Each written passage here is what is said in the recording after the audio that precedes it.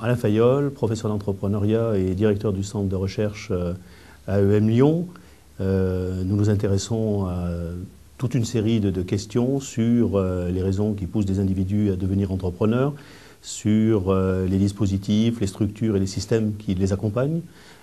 qui les forment, qui leur permettent d'être plus efficaces et plus autonomes dans leur action, et enfin sur les résultats de ce qu'ils font à travers la création de valeur, à travers l'innovation, la création d'emplois, la création d'entreprises. C'est avec beaucoup d'intérêt, beaucoup d'enthousiasme que je participe à la préparation de cet événement, ce World Entrepreneurship Forum. Toutes les réflexions que nous pouvons avoir et qui nous permettent de préparer du mieux possible cet événement, parce que pour nous, il doit permettre de poser des problématiques, de faire réfléchir un certain nombre d'experts internationaux sur les différents systèmes, les différentes régions du monde dans lesquelles les entrepreneurs se préparent et agissent.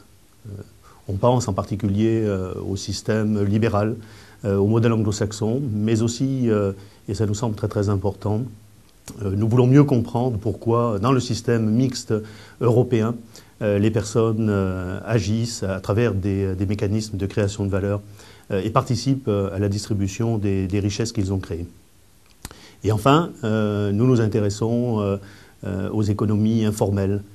aux pays émergents et aux particularités qu'ils peuvent présenter.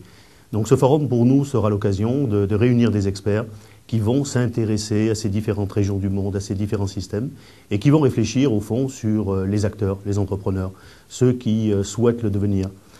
qui vont réfléchir également sur les contextes et les environnements dans lesquels ils agissent, et enfin sur les actions, la façon dont ils s'y prennent, et les résultats de leur action. Encore une fois, on ne mettra jamais suffisamment l'accent sur, d'une part, les mécanismes, les systèmes de production de valeurs nouvelles, et surtout sur une des dimensions qui a tendance à être parfois un peu oubliée, qui a trait à la justice sociale, à la façon dont on va redistribuer ces richesses.